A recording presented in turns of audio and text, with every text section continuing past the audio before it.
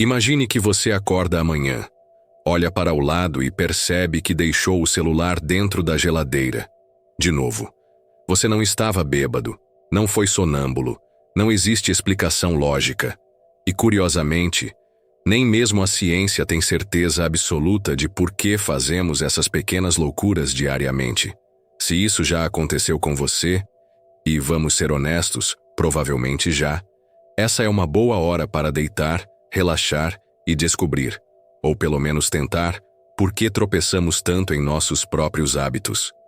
Hoje, vamos viajar lentamente pelos erros mais comuns que cometemos sem perceber. Aqueles tropeços que fazem parte da vida moderna, enviar mensagem para a pessoa errada, esquecer o próprio aniversário de casamento, tentar abrir a porta errada do carro. Pequenas falhas que, se alguém tivesse inventado um prêmio para elas, já teríamos todos uma estante cheia de troféus. A ciência, com toda sua glória de laboratórios brilhantes, equações complicadas e experimentos dignos de ficção científica, ainda olha para isso com uma expressão confusa.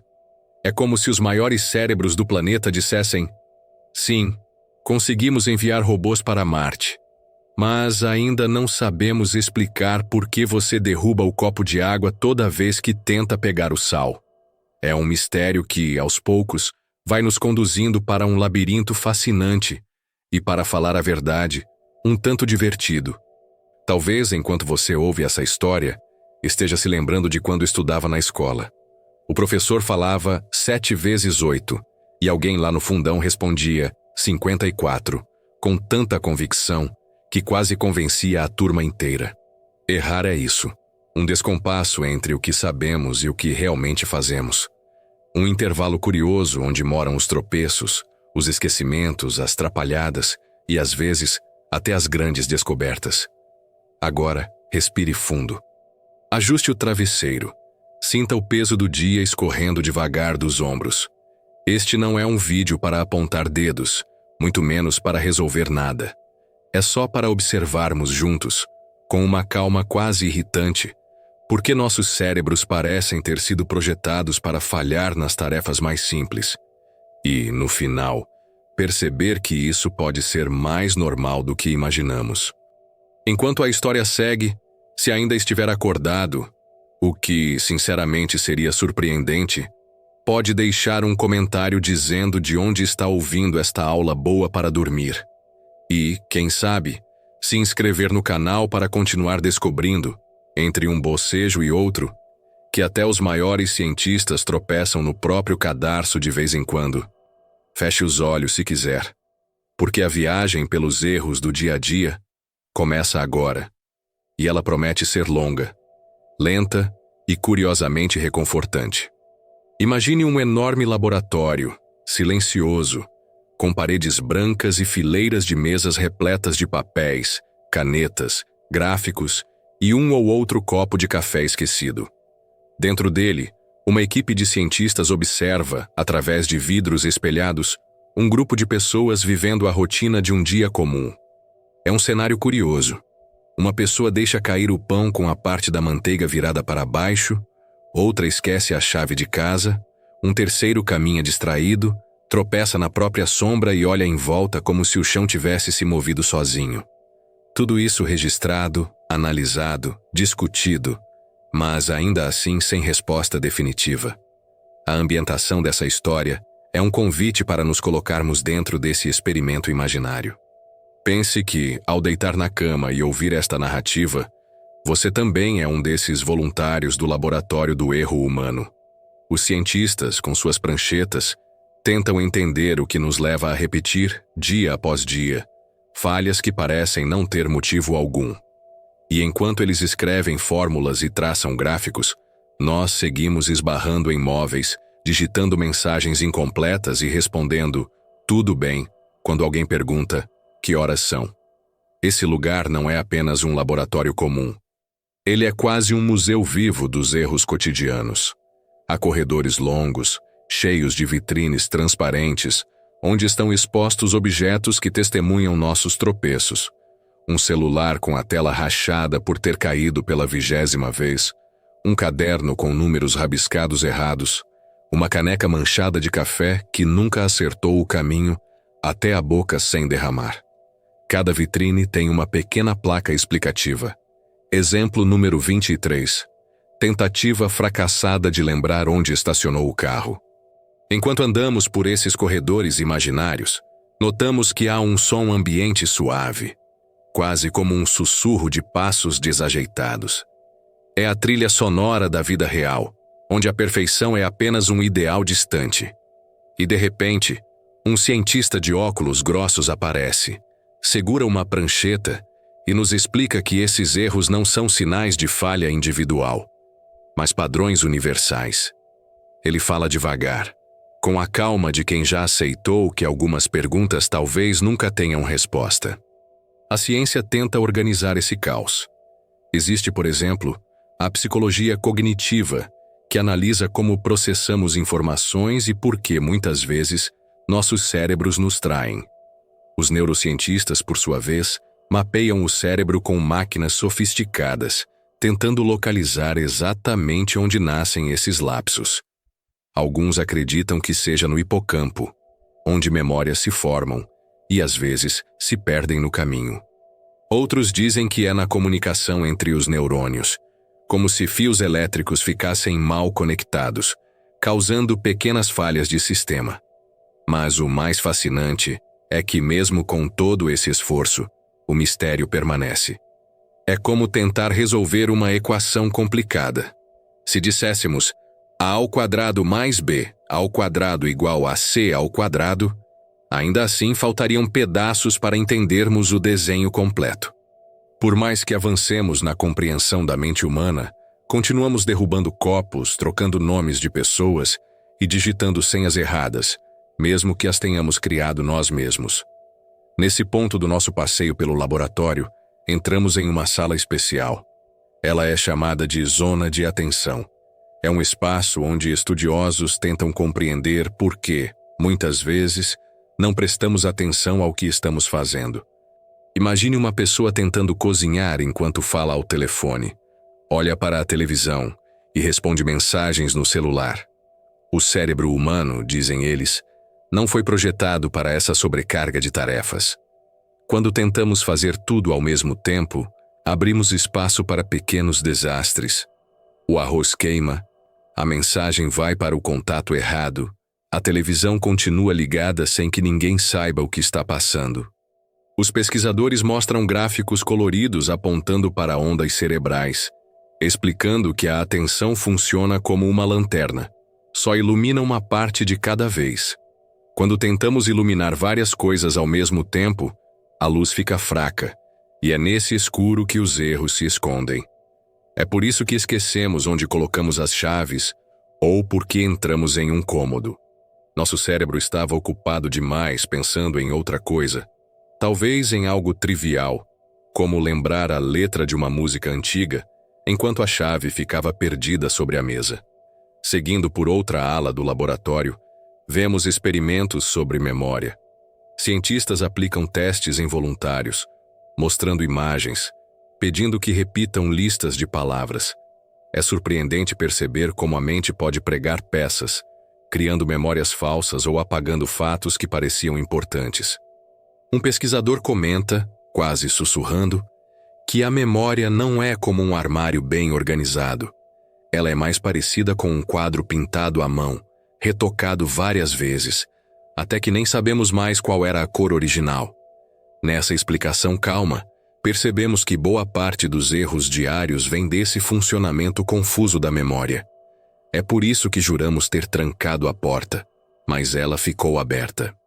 É por isso que lembramos de conversas que nunca existiram, ou nos convencemos de que fizemos algo que jamais fizemos. O cérebro, esse grande contador de histórias, às vezes inventa capítulos inteiros sem pedir licença. Olhando para tudo isso, o cientista conclui que nossos erros não são apenas acidentes. Eles fazem parte da maneira como pensamos e sobrevivemos. Errar pode até ser uma forma de economizar energia mental. O cérebro escolhe não gastar recursos memorizando detalhes irrelevantes, e por isso cometemos deslizes. Ele prefere guardar espaço para o que realmente importa, embora muitas vezes nem saibamos direito o que é importante. Enquanto percorremos o final desse corredor imaginário, o som ambiente do laboratório fica ainda mais suave. É quase como se a própria ciência estivesse cochilando, aceitando que algumas perguntas continuarão sem resposta. Caminhamos lentamente até a saída, passando pelas vitrines com objetos dos erros humanos e percebendo que cada um deles conta uma história parecida com a nossa. Ao deixar esse espaço, fica claro que estamos todos, sem exceção, dentro desse grande experimento chamado vida cotidiana. O que a ciência sabe, até agora, é apenas a superfície. Por baixo dela permanece o mistério. Por que tropeçamos tantas vezes nos mesmos lugares? Talvez a resposta esteja em algum canto do cérebro ainda inexplorado, ou talvez o próprio ato de errar seja parte essencial do que nos torna humanos. O importante, dizem os cientistas, não é eliminar os erros, mas compreendê-los, e quem sabe, rir deles com a calma de quem já entendeu que perfeição é apenas uma ideia abstrata. Afinal, até nos laboratórios mais sofisticados, enquanto estudam nossos tropeços, os cientistas também deixam cair as próprias canetas, erram contas simples e esquecem onde colocaram o relatório mais importante da pesquisa. Isso faz parte do grande espetáculo silencioso dos equívocos humanos, onde todos somos atores e espectadores ao mesmo tempo. Quando pensamos nos erros que cometemos diariamente, imaginamos tropeços isolados, esquecimentos pontuais, momentos de desatenção. Mas, na verdade, existe um verdadeiro manual invisível dos tropeços diários que carregamos conosco sem perceber. É como se, desde pequenos, recebêssemos um guia silencioso, repleto de instruções detalhadas para errar com consistência. Não está escrito em papel, não vem com capa dura, mas ele guia nossos passos como se fosse uma disciplina obrigatória em nossa educação informal. Nesse manual, há capítulos que todos conhecemos. Um deles, por exemplo, é sobre a arte de derrubar objetos. Basta pensar em quantas vezes, só hoje, você deixou algo escorregar das mãos. Copos, talheres, o celular que insiste em escapar quando mais precisamos dele. Se isso fosse uma prova escolar, com certeza tiraríamos nota máxima. Cientistas já tentaram entender por que temos tanta dificuldade em segurar firmemente certos objetos.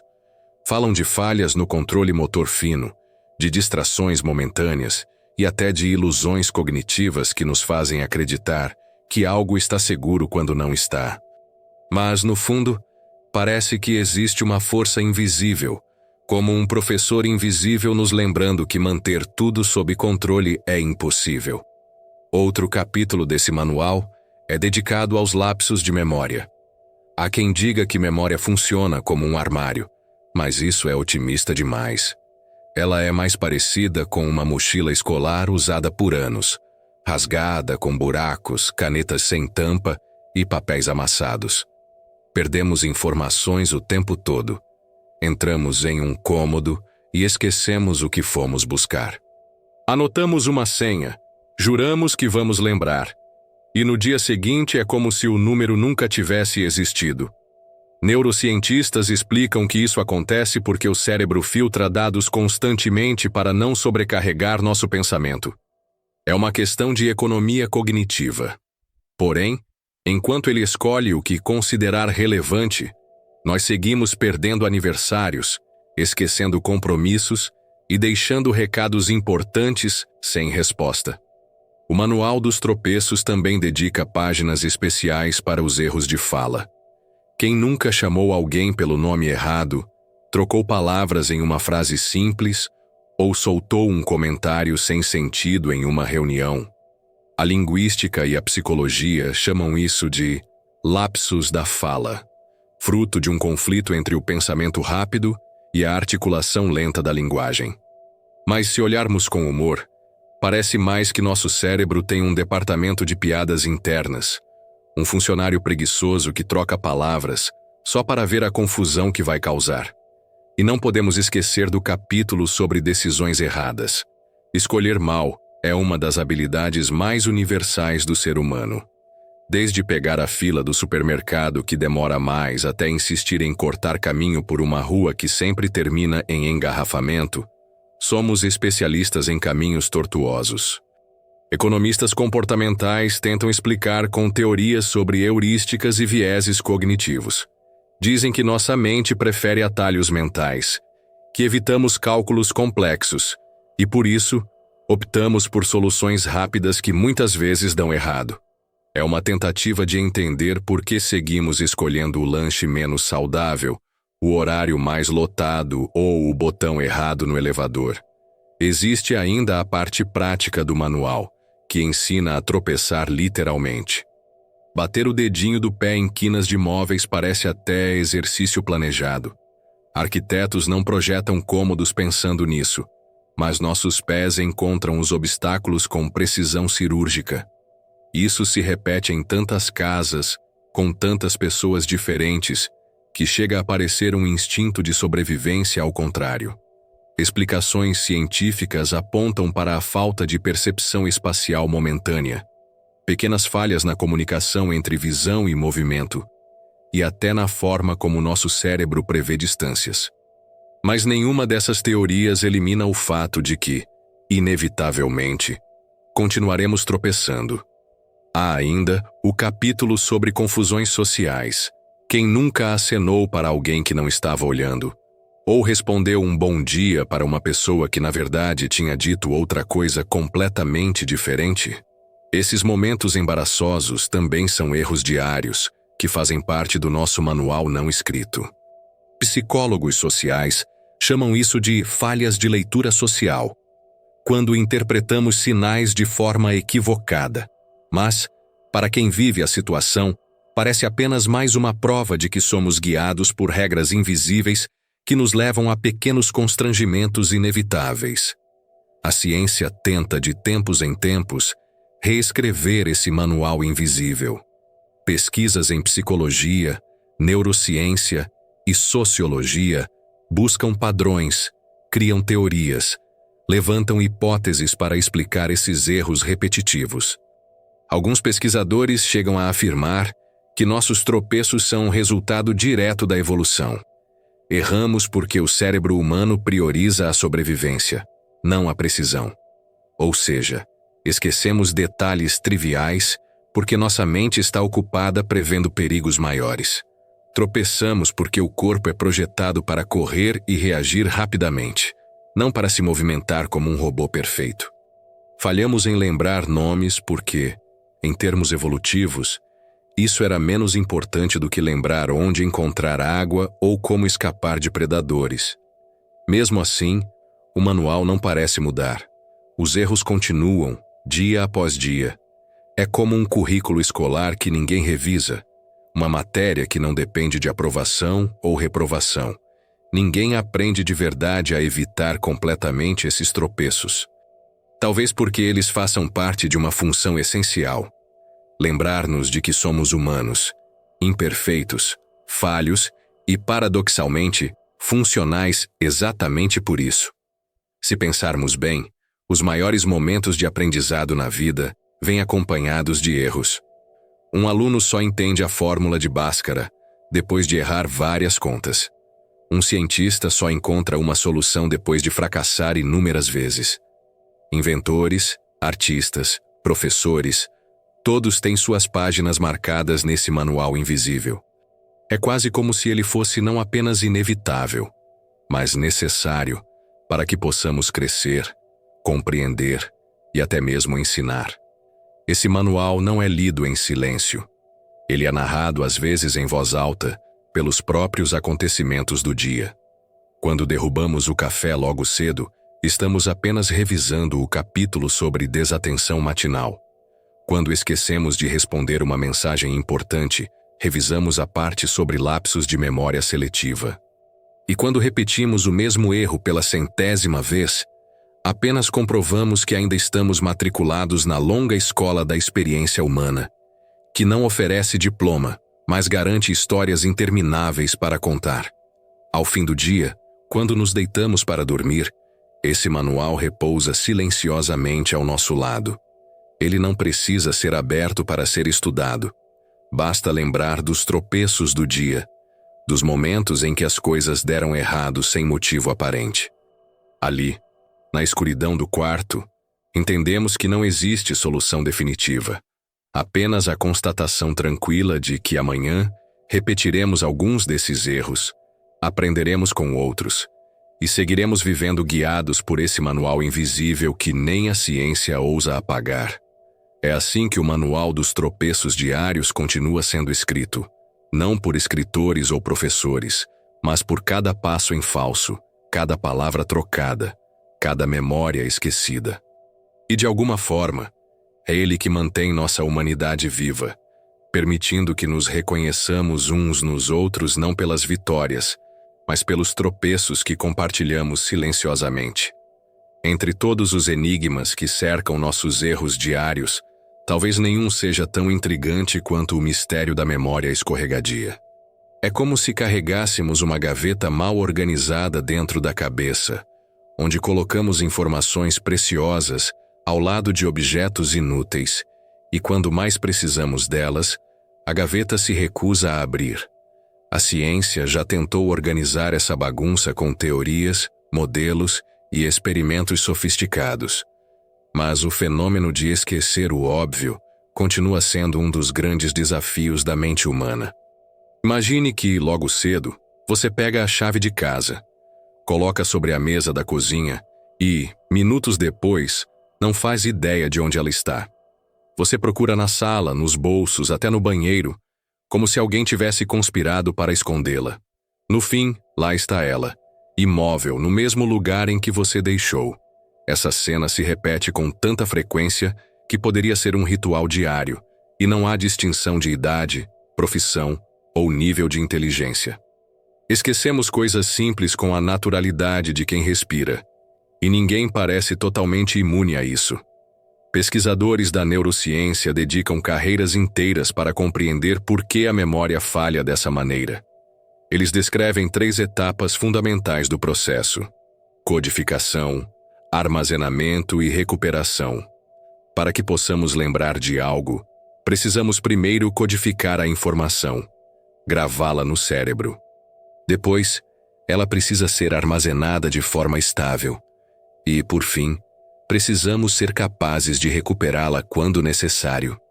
O problema é que, em qualquer uma dessas etapas, o sistema pode falhar. É como copiar um texto para um caderno. Às vezes esquecemos de escrever uma palavra, às vezes a tinta borra e apaga parte da frase. E, mesmo quando tudo parece certo, pode ser que não consigamos ler o que escrevemos porque a letra ficou ilegível. Nosso cérebro é um especialista em filtrar informações. Ele decide, por conta própria, o que vale a pena guardar e o que deve ser descartado. Isso acontece porque a capacidade de atenção e memória é limitada. Então, a mente faz escolhas automáticas. Infelizmente, muitas vezes ela escolhe mal. Guardamos detalhes de uma conversa sem importância e, ao mesmo tempo, esquecemos um compromisso crucial. É como estudar para uma prova e, na hora de responder, lembrar apenas da cor da capa do caderno, mas não do conteúdo que realmente importa. Um exemplo clássico desse fenômeno é o chamado efeito da porta. Pesquisadores descobriram que, ao atravessarmos uma porta, nosso cérebro tende a arquivar a memória do que estávamos fazendo, abrindo espaço para novas informações. É por isso que tantas vezes entramos em um cômodo e esquecemos o motivo de ter ido até lá. Não se trata de preguiça ou desatenção extrema. É uma estratégia cognitiva do cérebro, que prioriza processar o novo ambiente, mesmo que isso signifique apagar temporariamente o objetivo original.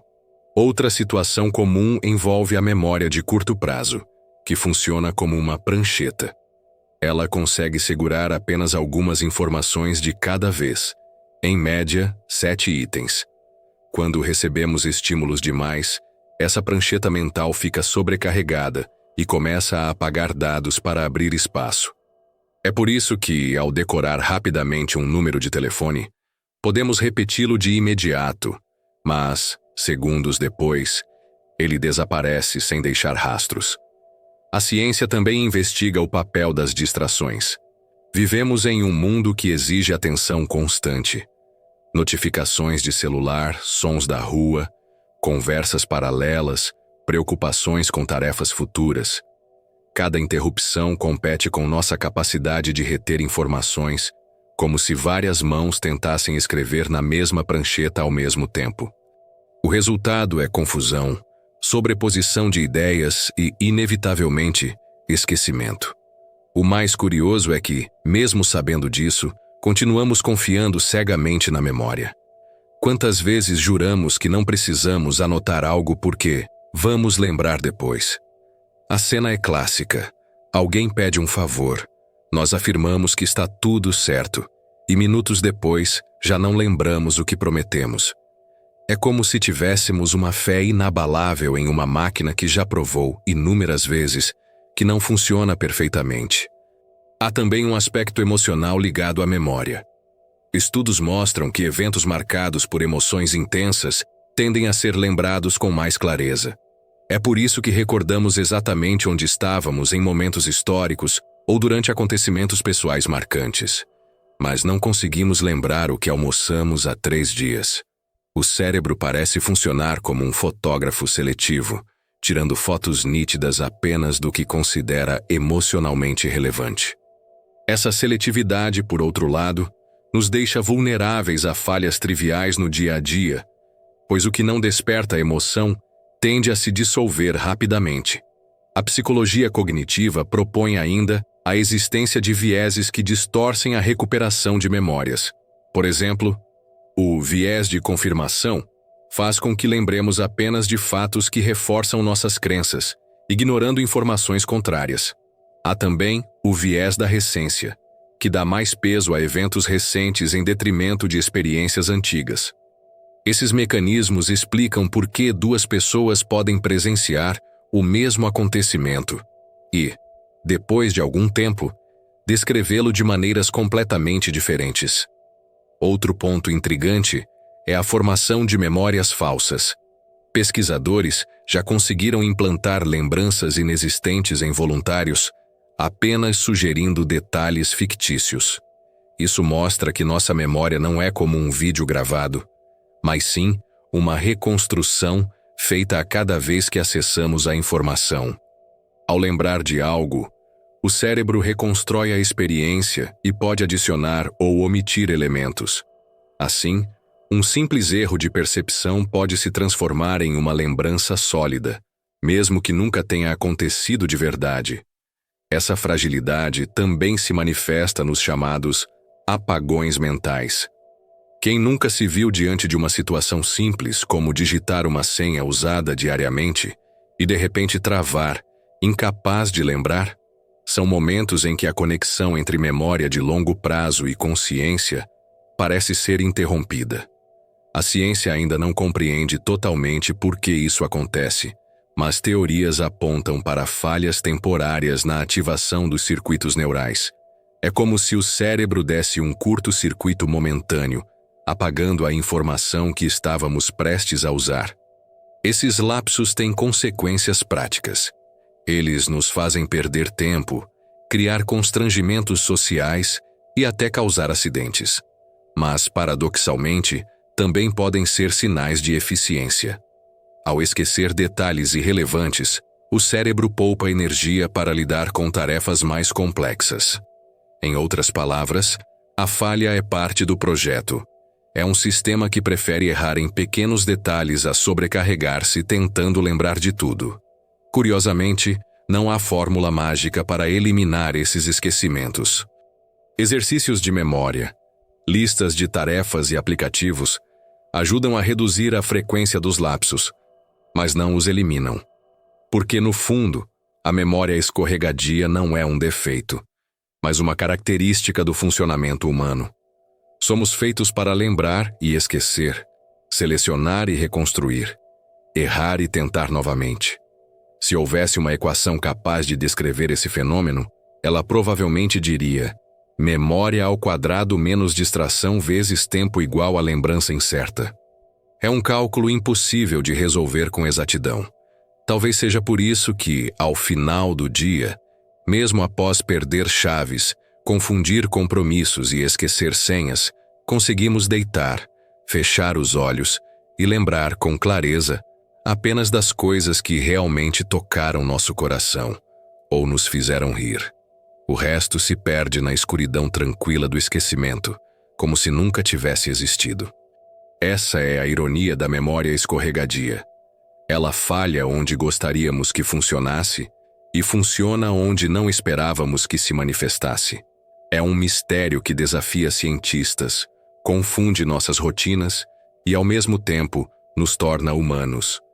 Porque, sem o esquecimento, não haveria espaço para novas histórias, novos erros, novas tentativas de compreender quem somos e por que erramos tanto.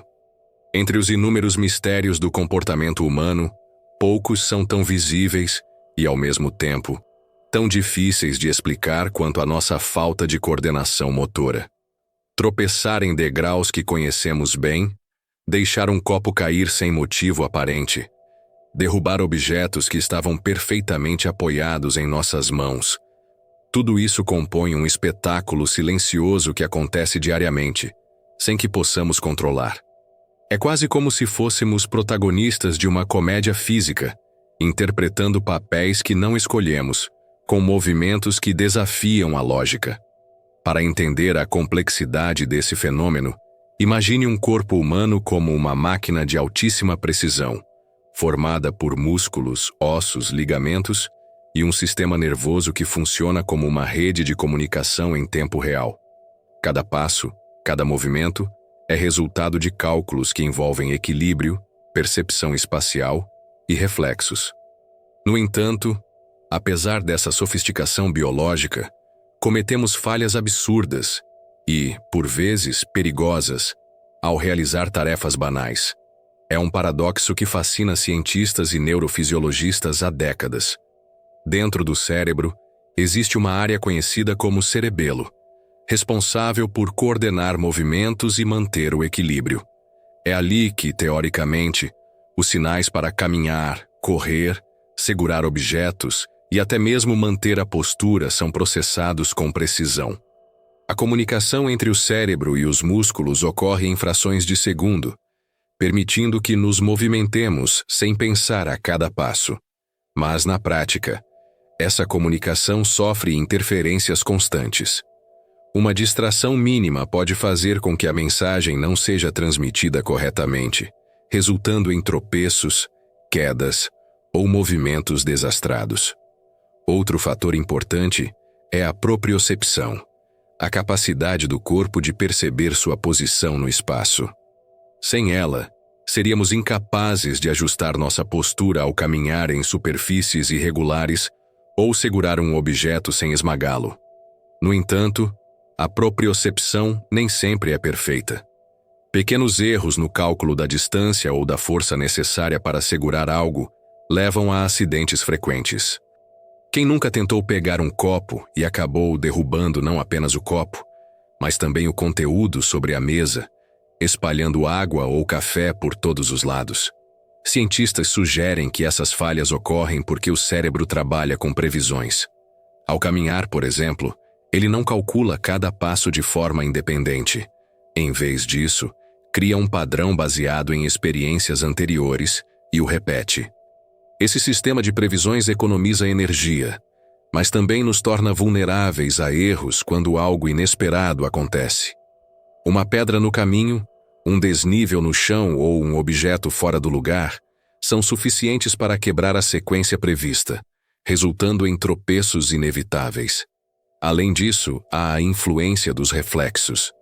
Quando sentimos que vamos cair, o corpo reage instantaneamente, tentando recuperar o equilíbrio. Essa reação, embora projetada para nos proteger, às vezes piora a situação. Em vez de estabilizar o corpo, podemos acabar fazendo movimentos desordenados, caindo de forma ainda mais desastrada. É como se tivéssemos um sistema de emergência que, em vez de apagar o incêndio, jogasse gasolina sobre as chamas. A falta de coordenação motora não é exclusiva de situações inesperadas. Até mesmo ações rotineiras, realizadas em ambientes conhecidos, estão sujeitas a falhas. Abrir uma porta, por exemplo, parece simples, mas envolve uma série de movimentos sincronizados. Estender o braço, girar a maçaneta, empurrar ou puxar, ajustar o corpo para atravessar o vão. Pequenas falhas em qualquer uma dessas etapas podem resultar em portas batendo, dedos presos ou colisões com a própria estrutura da porta.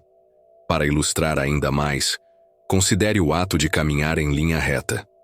É algo que fazemos desde a infância, mas até os adultos mais experientes têm dificuldade em manter uma trajetória perfeitamente reta quando privados de referências visuais.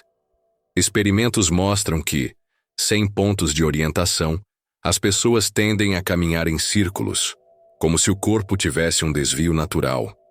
A explicação provável é que nosso sistema de orientação depende fortemente da visão, e sem ela, os pequenos desequilíbrios entre os lados do corpo se acumulam, desviando-nos do caminho ideal. A ciência esportiva também contribuiu para o entendimento dessas falhas.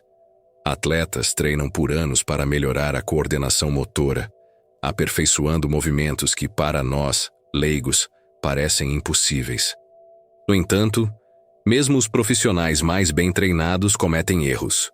Jogadores de futebol que erram passes simples, ginastas que perdem o equilíbrio em movimentos rotineiros, pilotos que falham em manobras básicas.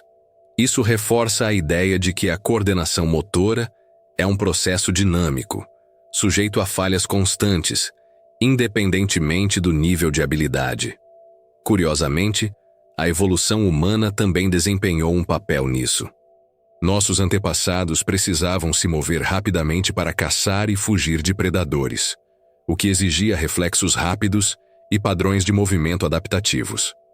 Essa habilidade de reagir rapidamente, embora essencial para a sobrevivência, nos deixou com um sistema motor que prioriza a velocidade sobre a precisão.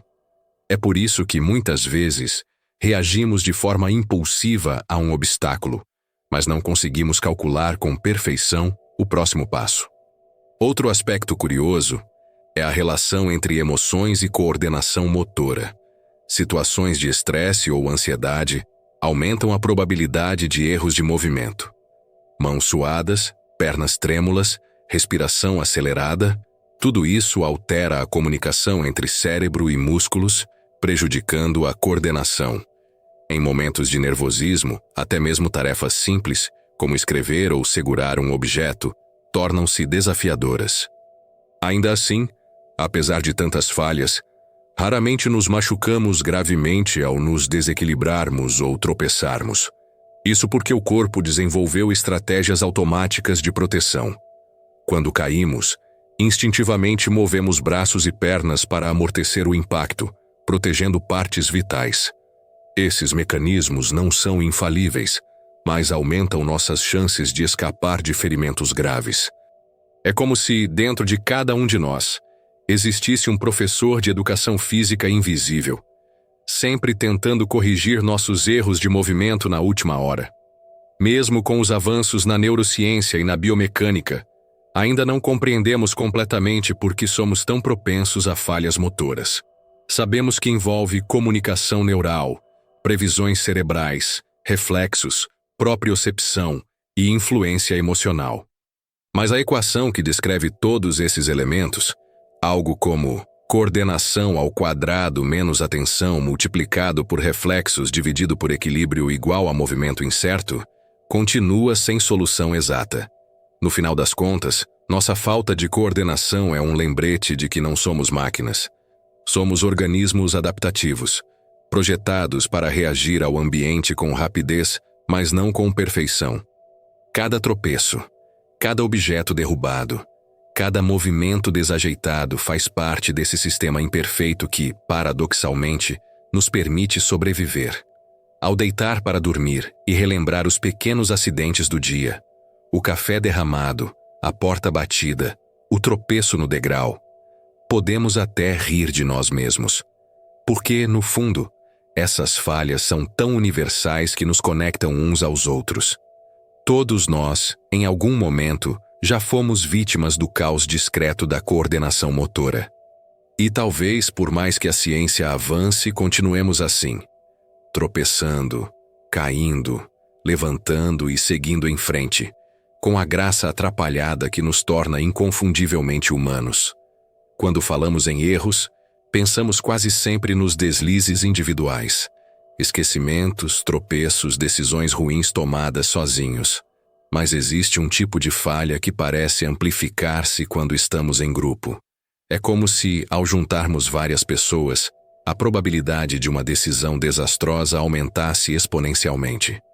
Essa estranha matemática do comportamento humano transforma reuniões de trabalho, projetos escolares e até grandes empreendimentos históricos em exemplos perfeitos do que podemos chamar de burrice coletiva.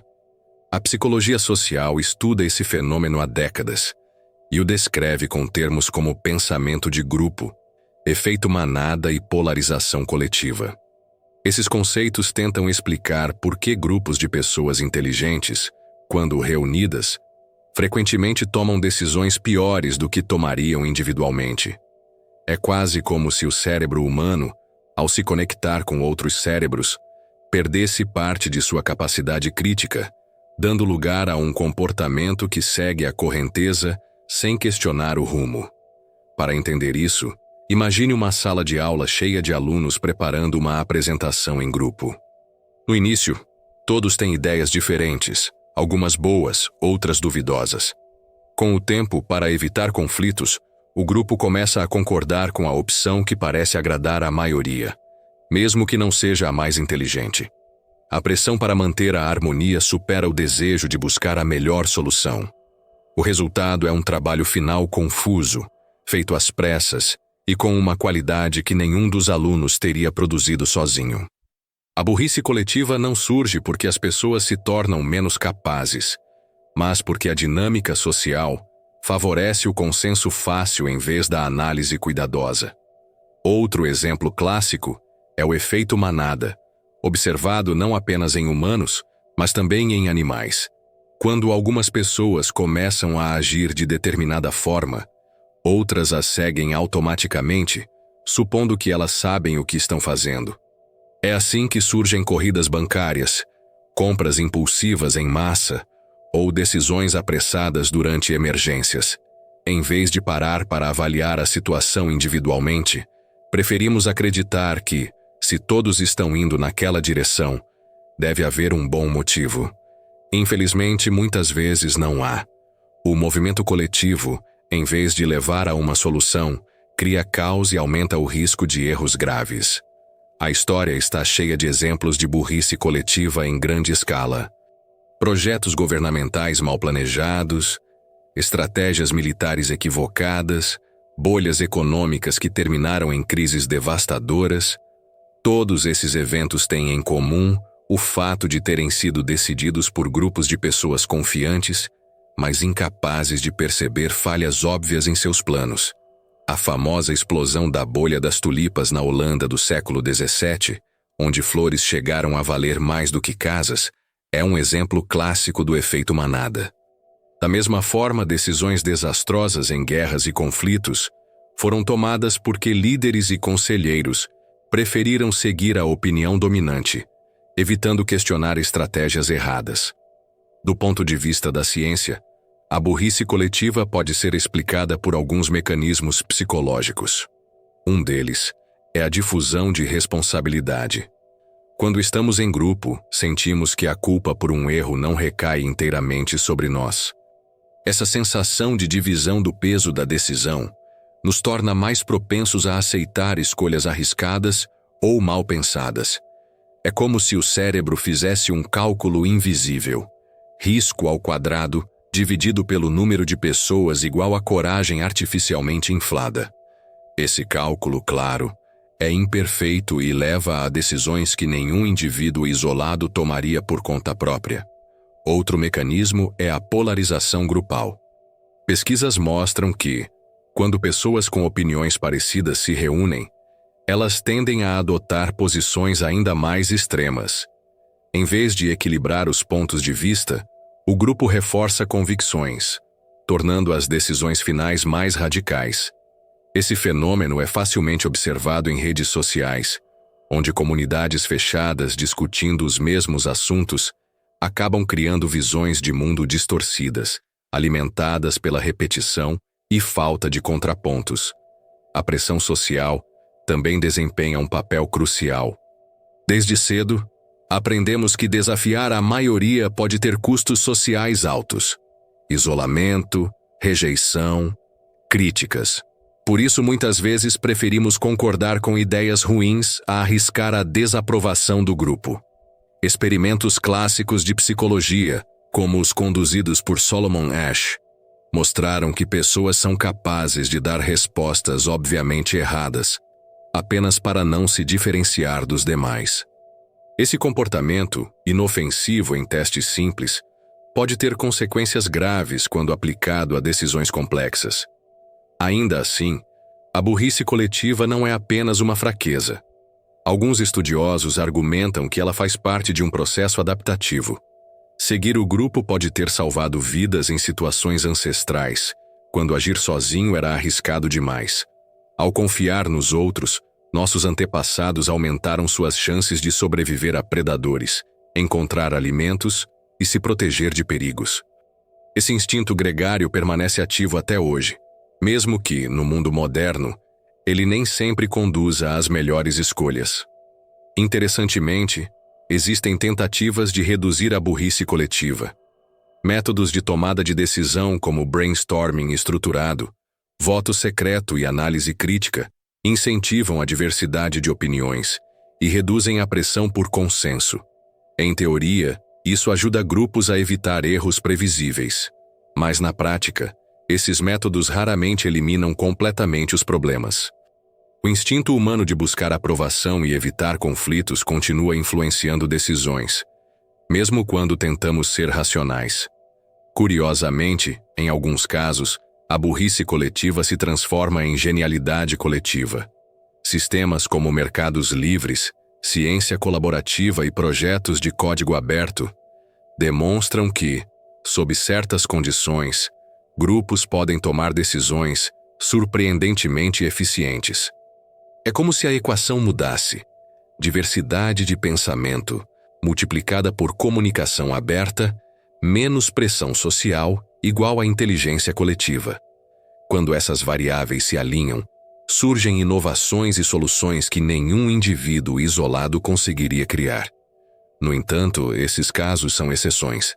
No dia a dia, especialmente em situações de estresse ou urgência, a burrice coletiva se manifesta com força total.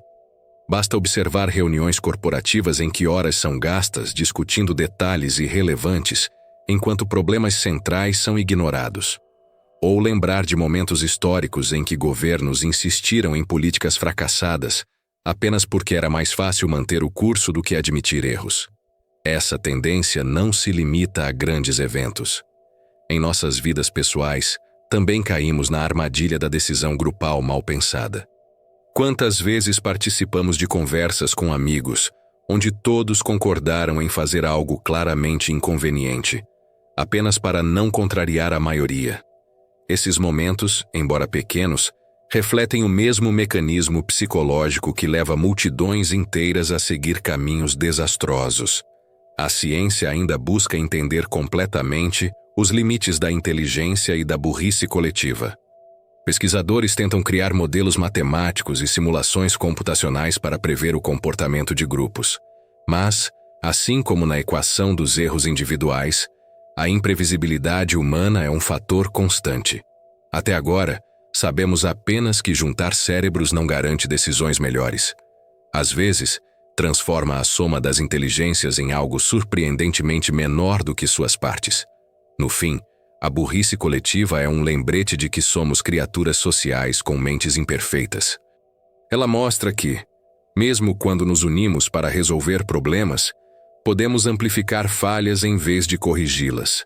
Essa é uma lição que a ciência observa, a história confirma e a vida cotidiana repete incansavelmente.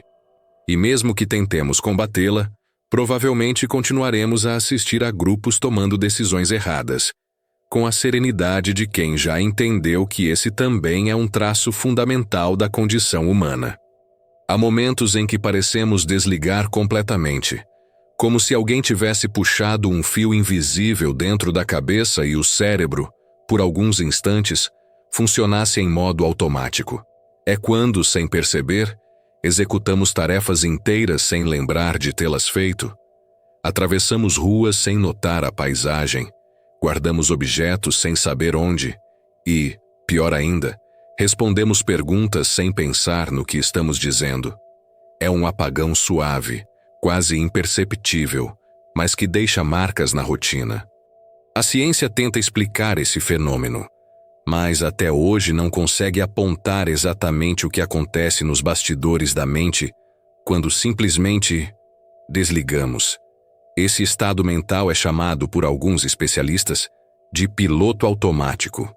Ele se manifesta quando realizamos atividades repetitivas, tão familiares que não exigem atenção consciente. Dirigir por um caminho conhecido, escovar os dentes, preparar o café de manhã. Fazemos tudo sem precisar pensar em cada movimento. E às vezes isso é tão profundo que nem lembramos dos detalhes. Quantas vezes chegamos a um destino sem ter consciência dos minutos que se passaram?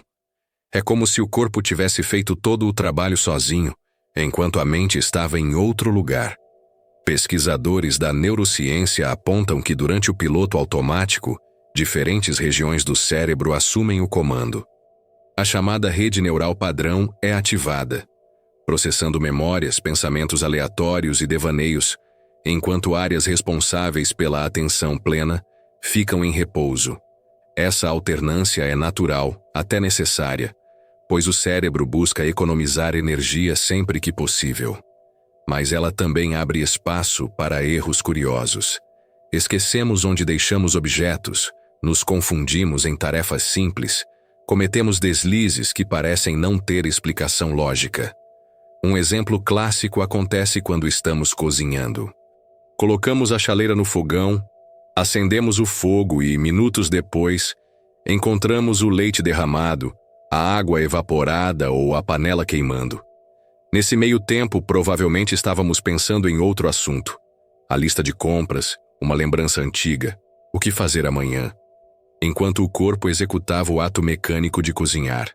Quando percebemos o estrago, não há lembrança consciente do que aconteceu, apenas o resultado do desligamento momentâneo da atenção. Outro caso comum é o chamado lapso de escrita ou fala.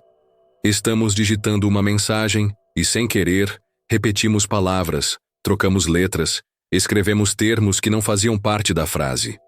A mente distraída já planejava outra parte da frase, enquanto os dedos continuavam no piloto automático. Isso acontece porque diferentes áreas cerebrais coordenam linguagem e movimento, e quando uma delas se desliga parcialmente, a sincronia falha.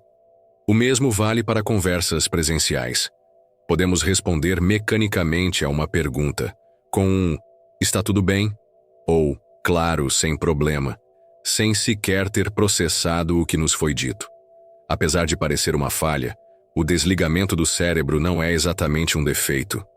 Ele é um recurso de sobrevivência.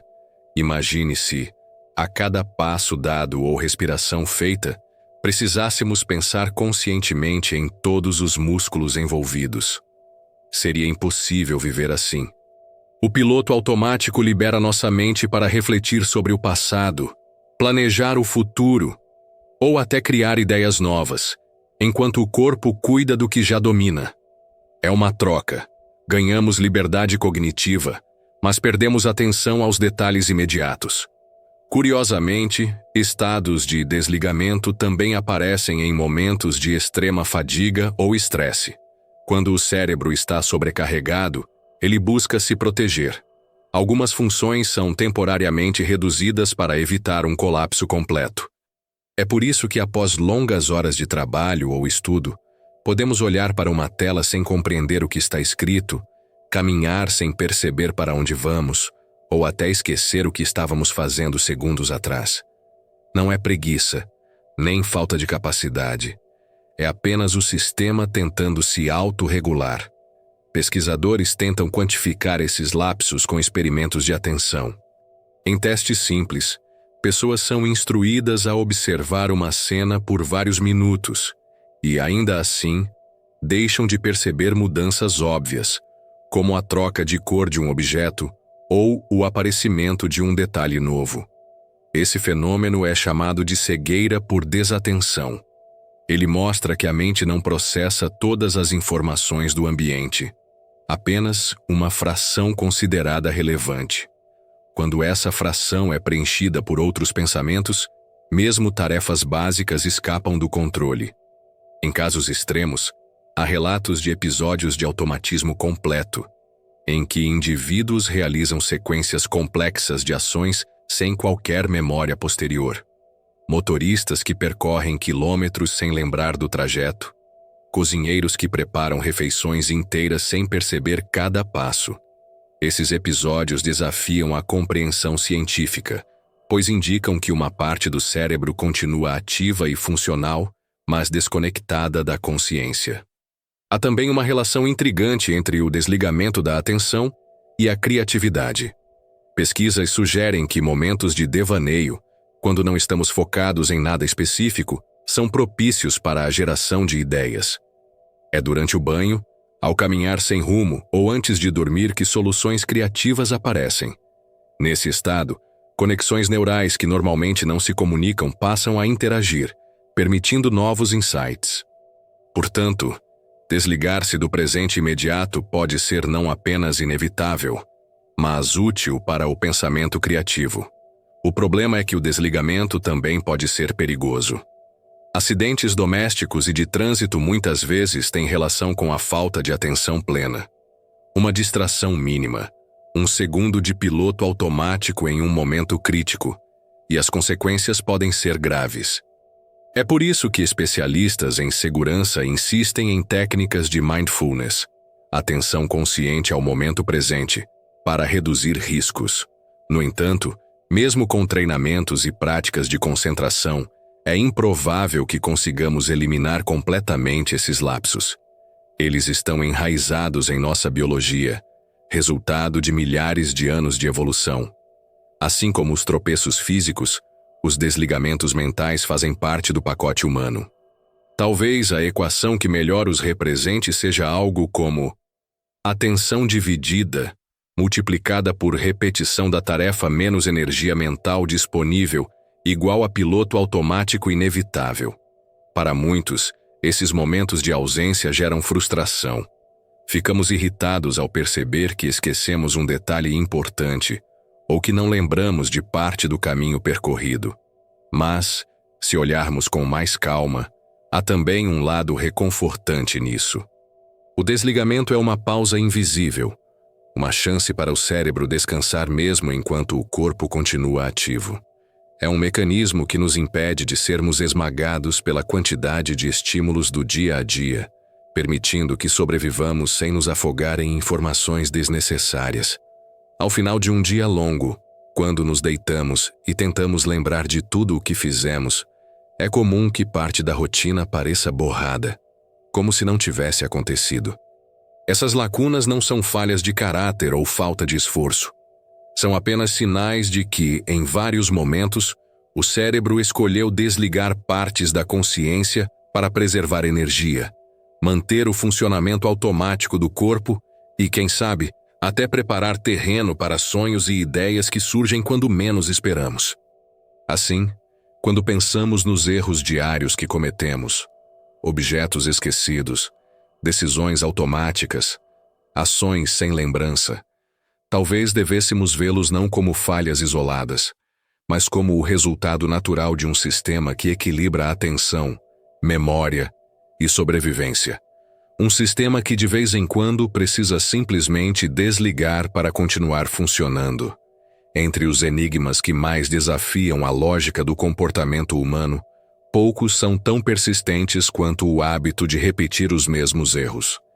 É quase como se existisse uma força invisível, uma espécie de ímã psicológico, que nos atraísse para armadilhas já conhecidas, Sabemos que uma decisão foi ruim, que um caminho é arriscado, que uma ação nos trará problemas, e ainda assim, como um aluno que insiste em errar o mesmo exercício de matemática, seguimos pelo mesmo trajeto. A ciência tenta decifrar essa repetição com teorias sobre aprendizado, memória e comportamento, mas mesmo os melhores especialistas parecem esbarrar em uma parede de incertezas. Para começar, precisamos entender que o cérebro não foi projetado para evitar erros de forma absoluta. Ele foi moldado pela evolução para sobreviver, e sobrevivência nem sempre significa perfeição. Muitas vezes, repetir um comportamento, mesmo que problemático, é interpretado pelo cérebro como um sinal de segurança. Se algo não nos matou da primeira vez, a mente conclui que talvez não seja tão perigoso assim. É por isso que pessoas retornam a hábitos prejudiciais, se envolvem repetidamente em relacionamentos destrutivos ou insistem em estratégias fracassadas.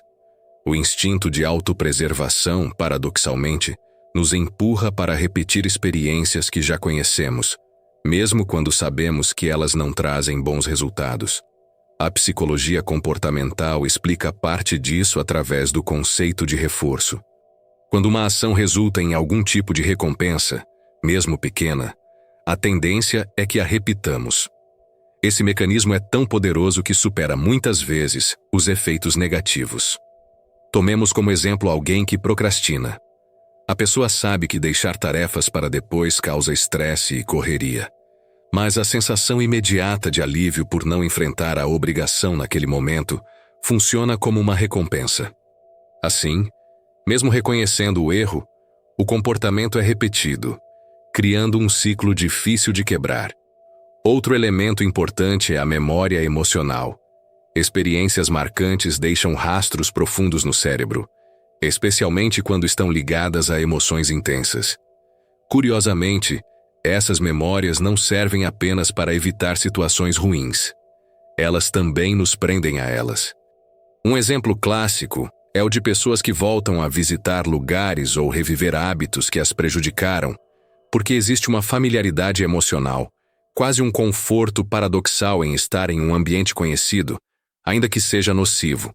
A mente, em busca de estabilidade, prefere a dor familiar ao desconhecido que poderia ser pior.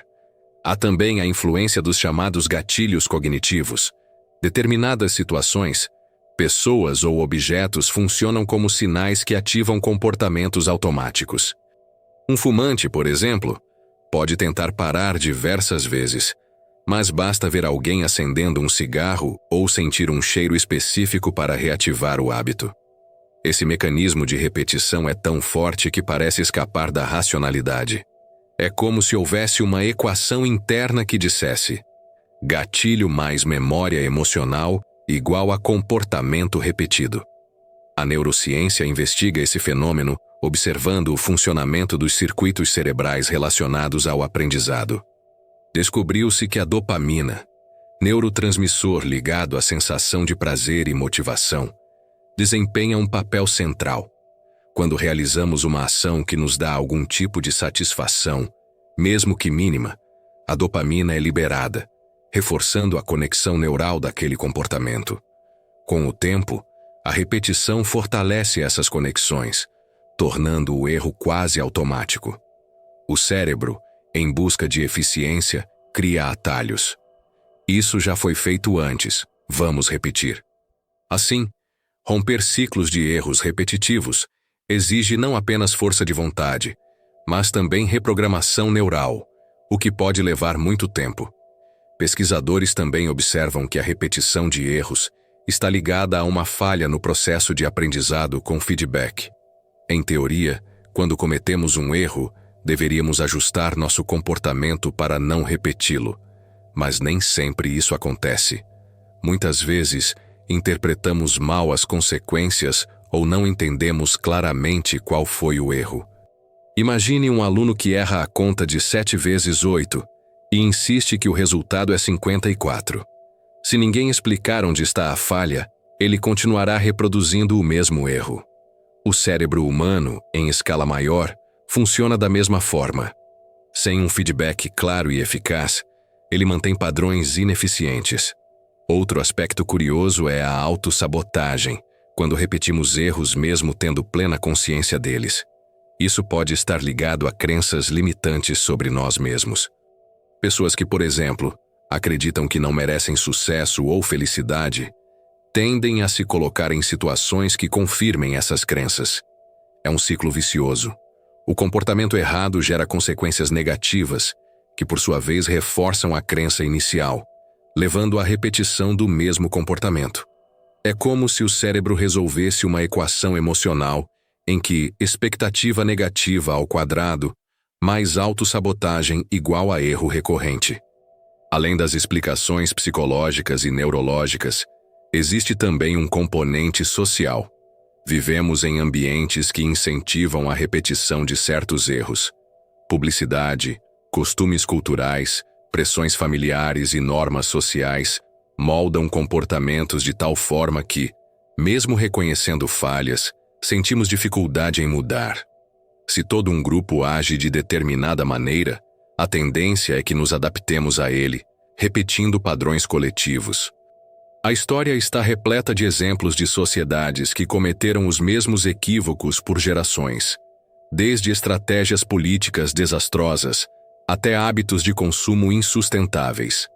Há quem argumente que repetir erros é, em última instância, parte fundamental do aprendizado humano. Muitas descobertas surgiram depois de longas sequências de tentativas e falhas.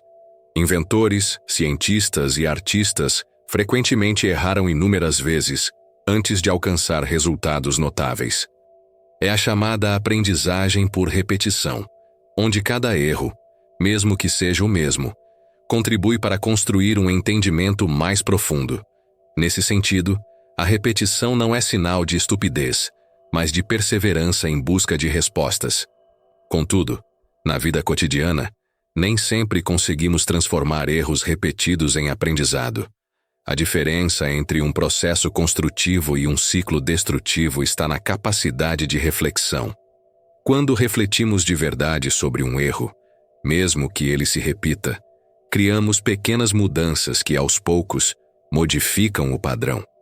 Sem reflexão, a repetição se torna apenas um círculo fechado, onde caminhamos eternamente pelos mesmos caminhos sem perceber que existe outra rota. A ciência ainda não encontrou uma solução definitiva para romper os ciclos de erros. Estratégias de terapia cognitiva, técnicas de condicionamento, exercícios de autoconhecimento e práticas de atenção plena ajudam a reduzir a repetição, mas não a eliminam. Isso porque ela está profundamente ligada à estrutura do cérebro, à forma como processamos recompensas, memórias e emoções. Talvez seja impossível extinguir totalmente esse comportamento, já que ele faz parte de quem somos. Ao final, repetir erros pode ser visto não apenas como falha, mas como um traço essencial da humanidade. É um lembrete de que aprender é um processo lento, cheio de idas e vindas. Talvez, enquanto tentamos entender por que insistimos nos mesmos tropeços, o que realmente estamos fazendo é seguir um caminho natural, imperfeito e contínuo de adaptação. Um caminho onde a equação nunca se resolve por completo, e onde cada repetição é apenas mais um capítulo da história que o cérebro escreve, mesmo quando tenta, inutilmente, apagar a página anterior. Ao longo da história, muitas das maiores descobertas científicas e avanços tecnológicos surgiram de erros. É quase irônico pensar que, enquanto nos esforçamos para evitar falhas no dia a dia, o próprio progresso da humanidade se construiu sobre tropeços monumentais. A ciência, esse grande farol da racionalidade, é na verdade uma coleção infinita de tentativas frustradas, experimentos mal-sucedidos e conclusões equivocadas que, por acaso ou persistência, acabaram revelando algo novo. Quando olhamos para o passado com atenção, percebemos que os erros não são apenas inevitáveis, mas essenciais para que a humanidade siga aprendendo. Um dos exemplos mais conhecidos é o da penicilina, descoberta por Alexander Fleming em 1928. A história conta que Fleming deixou por descuido uma placa de cultura bacteriana exposta, permitindo que um mofo contaminasse o experimento. Quando voltou ao laboratório, percebeu que o mofo havia matado as bactérias ao redor. Se ele tivesse sido meticulosamente cuidadoso, seguindo o protocolo sem falhas, talvez nunca tivesse percebido esse efeito. A penicilina, primeiro antibiótico do mundo, nasceu não de um planejamento perfeito, mas de uma desatenção, de um erro de laboratório. Outro caso emblemático é o da invenção do micro-ondas. O engenheiro Percy Spencer trabalhava em testes com magnetrons para radares quando percebeu que uma barra de chocolate em seu bolso havia derretido sem que ele soubesse por quê.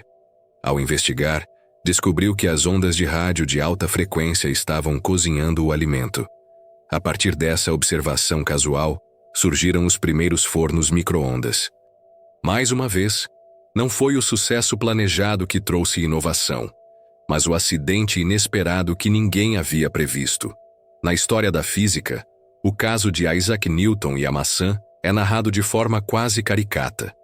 Reza a lenda que Newton, ao observar uma maçã caindo, começou a refletir sobre a gravidade. Não houve um erro em si, mas uma situação banal, cotidiana, que despertou uma ideia grandiosa. Isso mostra que nem sempre são as condições controladas e perfeitas que levam a descobertas.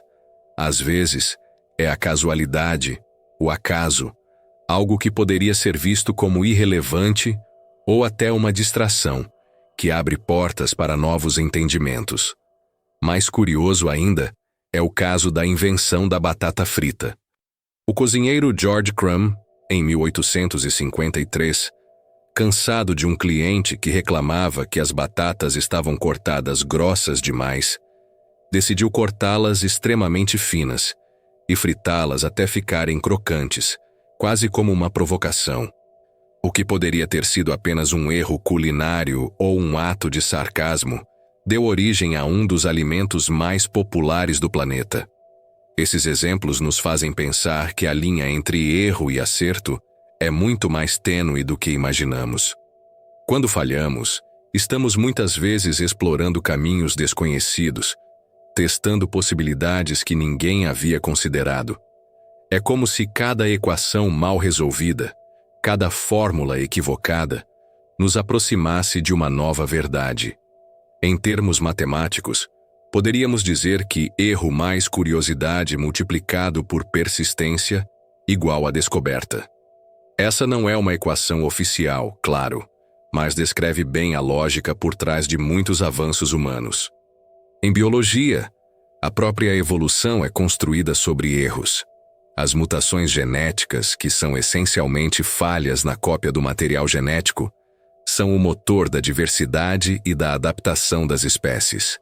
Sem essas falhas microscópicas, não haveria a variedade de formas de vida que conhecemos hoje. Erros que poderiam parecer desastrosos em um organismo individual se tornaram, ao longo de milhões de anos, os responsáveis pela sobrevivência e transformação da vida na Terra. Na química, o surgimento do vidro reforçado, conhecido como Pyrex, também foi fruto de acaso. Um cientista tentava criar um material resistente para lâmpadas elétricas, quando, sem querer, desenvolveu um tipo de vidro que não quebrava facilmente sob mudanças bruscas de temperatura. Esse erro inicial revolucionou a cozinha e a indústria laboratorial, permitindo utensílios duráveis e seguros. Em tecnologia, as histórias de erros que viraram descobertas são abundantes. O Post-it, por exemplo, nasceu quando um cientista da empresa 3M tentava criar um adesivo ultra forte. O resultado foi exatamente o oposto, um adesivo fraco que não grudava direito. Ao invés de descartar a falha, outro funcionário percebeu que ela poderia ser útil para criar anotações removíveis. Hoje, o Post-it é um item básico em escritórios do mundo todo. Esses casos não são apenas curiosidades históricas. Eles revelam um padrão profundo no modo como aprendemos e inovamos. Quando erramos, somos forçados a olhar para o problema de outro ângulo, a pensar de forma diferente. O erro interrompe a rotina do pensamento linear, cria rupturas, abre brechas por onde entram novas ideias. Sem ele, talvez estivéssemos condenados a repetir sempre as mesmas soluções, sem progresso. Mesmo grandes teorias científicas nasceram de interpretações erradas. Galileu, por exemplo, acreditava inicialmente que as marés eram causadas diretamente pelo movimento da Terra, um equívoco que foi corrigido posteriormente por Newton com a teoria da gravitação. Ainda assim, foi o erro de Galileu que impulsionou o debate e levou a uma compreensão mais precisa do fenômeno. Em ciência, errar não é apenas comum, é esperado. Publicações acadêmicas relatam sucessos, mas cada avanço é precedido por inúmeras tentativas falhas que raramente são contadas. A própria prática do método científico se baseia na ideia de testar hipóteses, muitas das quais estão destinadas ao fracasso. Cada hipótese refutada não é perda de tempo, mas um passo importante para afunilar o conhecimento. O caminho até a verdade é pavimentado por erros documentados, revisados e reinterpretados. Essa é uma característica única da ciência. Ao contrário da lógica cotidiana, onde evitamos erros a todo custo, na ciência eles são bem-vindos e até celebrados. É curioso pensar que, mesmo sabendo disso, em nossas vidas pessoais reagimos mal aos erros. Temos vergonha deles, tentamos escondê-los, muitas vezes desistimos diante do primeiro fracasso. Talvez isso aconteça porque, diferentemente da ciência, onde erros são registrados e analisados, na vida comum eles parecem definitivos, sem utilidade. No entanto, as histórias das grandes descobertas nos lembram que cada tropeço pode carregar em si a semente de algo grandioso, desde que estejamos dispostos a observá-lo com paciência e curiosidade. Se olharmos para o futuro, é provável que as maiores inovações ainda estejam escondidas em falhas que hoje consideramos inúteis.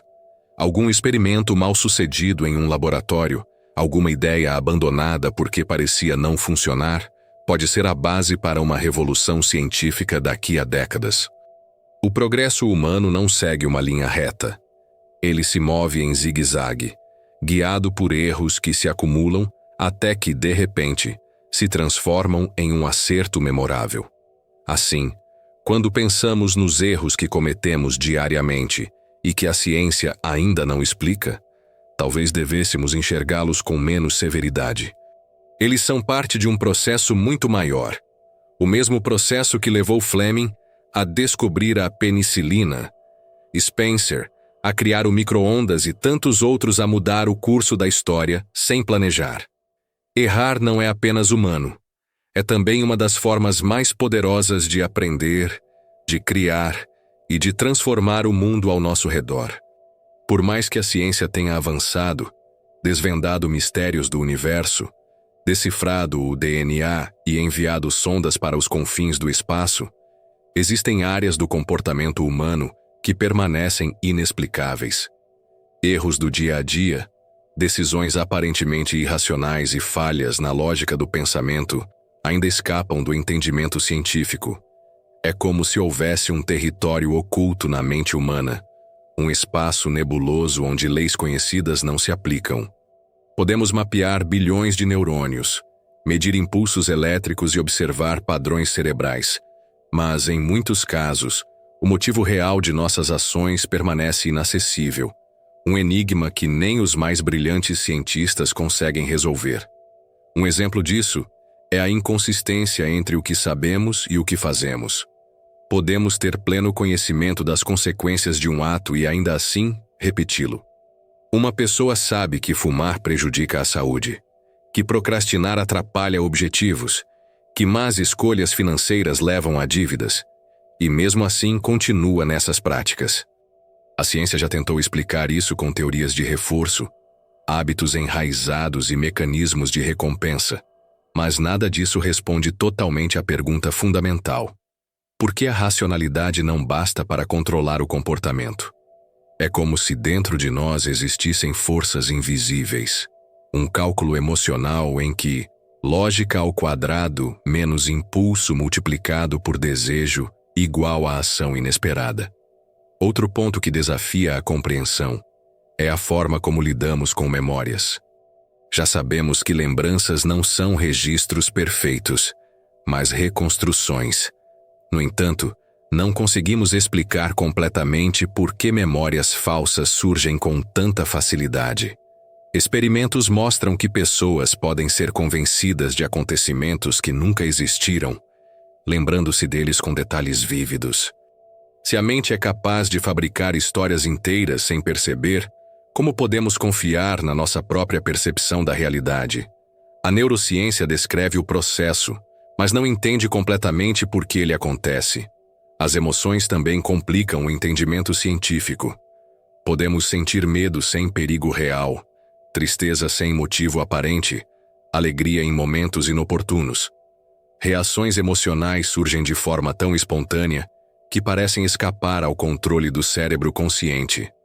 Mesmo com ressonâncias magnéticas e estudos comportamentais, os cientistas ainda não conseguem prever com precisão por que uma música desperta lágrimas em uma pessoa e indiferença em outra, ou por que certas situações causam ansiedade extrema em alguns e serenidade em outros. Existe um componente subjetivo que parece impossível de quantificar. A tomada de decisão é outro campo onde os limites da ciência ficam claros. Teorias econômicas e psicológicas tentam descrever como escolhemos entre opções, mas estudos mostram que frequentemente decidimos de maneiras que contradizem qualquer lógica previsível. Fazemos escolhas arriscadas quando deveríamos ser cautelosos. Evitamos oportunidades seguras por puro medo. Seguimos intuições que desafiam dados concretos. Pesquisadores criaram modelos matemáticos complexos para tentar explicar isso, mas eles falham em abranger a imprevisibilidade humana. É como tentar resolver uma equação onde variáveis invisíveis alteram o resultado sem que possamos identificá-las. Curiosamente, a própria consciência é um mistério que a ciência não consegue explicar de forma satisfatória. Sabemos que pensamentos e sensações surgem de processos biológicos, mas ainda não entendemos por que ou como isso gera a experiência subjetiva de estar vivo. A filosofia chama isso de o problema difícil da consciência. Podemos descrever circuitos neurais e mapear regiões ativas do cérebro, mas não sabemos por que tudo isso se traduz na sensação íntima de existir. É um fenômeno que, até agora, escapa a qualquer explicação científica definitiva. Outro aspecto enigmático é a criatividade. Grandes obras de arte, descobertas científicas e soluções inovadoras surgem muitas vezes de lampejos inexplicáveis. Uma ideia aparece durante o banho. Uma música é composta em minutos. Um cientista encontra uma solução por intuição repentina. Como explicar que, após horas de esforço racional sem progresso, o cérebro produza uma resposta de forma quase mágica? Pesquisadores estudam redes neurais e conexões criativas, mas ainda não entendem o gatilho exato que faz surgir a inspiração. A intuição é outro campo que desafia a lógica científica. Em diversas situações, tomamos decisões corretas baseadas em pressentimentos, sem dados concretos. Jogadores experientes preveem movimentos adversários. Médicos identificam diagnósticos complexos com um simples olhar. Pessoas evitam perigos sem sinais óbvios. Embora estudos indiquem que a intuição se baseia em padrões aprendidos inconscientemente, ela ainda é um mistério. Porque, em alguns casos, ela é extremamente precisa e, em outros, completamente enganosa. Não há fórmula que permita prever quando confiar nela ou ignorá-la. O comportamento social humano também resiste à explicação completa. Por que cooperamos em alguns contextos e competimos em outros? Por que nos unimos em comunidades e, ao mesmo tempo, criamos conflitos dentro delas? A sociologia e a psicologia social oferecem teorias, mas nenhuma consegue abranger toda a complexidade dos relacionamentos humanos. Decisões coletivas frequentemente se afastam do que seria racional para o bem comum, seguindo caminhos imprevisíveis, guiados por emoções, cultura e circunstâncias únicas. Há ainda a questão da autoilusão. Seres humanos têm uma incrível capacidade de enganar a si mesmos, acreditando em narrativas que reforçam autoestima ou visão de mundo, mesmo quando fatos concretos dizem o contrário. Essa habilidade pode trazer benefícios, ajudando na sobrevivência emocional, mas também cria distorções que levam a decisões ruins. A ciência tenta entender como e por que isso acontece, mas até hoje não encontrou uma explicação unificada. Esses limites mostram que o comportamento humano não pode ser descrito apenas por equações, modelos estatísticos ou mapas cerebrais. Existe um fator caótico, uma dimensão invisível que torna cada pessoa única e imprevisível. Por mais que coletemos dados, façamos simulações e desenvolvamos teorias, sempre haverá um espaço de incerteza. É como se a mente humana fosse um quebra-cabeça onde peças mudam de forma constantemente, impedindo a conclusão da figura. Isso não significa que a ciência falha. Significa que o próprio objeto de estudo, a mente e o comportamento humano, é dinâmico e escapa de explicações simples. Essa imprevisibilidade pode ser frustrante, mas também é o que nos torna fascinantes. Se pudéssemos explicar tudo, prever cada decisão, eliminar cada erro, talvez perderíamos aquilo que nos faz humanos, a capacidade de surpreender, mudar e aprender de maneiras que desafiam qualquer lógica pré-estabelecida. Ao refletirmos sobre os erros que cometemos diariamente, percebemos que eles não são apenas falhas pessoais, mas parte dessa complexidade maior. São sinais de que a mente não funciona como um relógio, mas como um sistema vivo, em constante adaptação.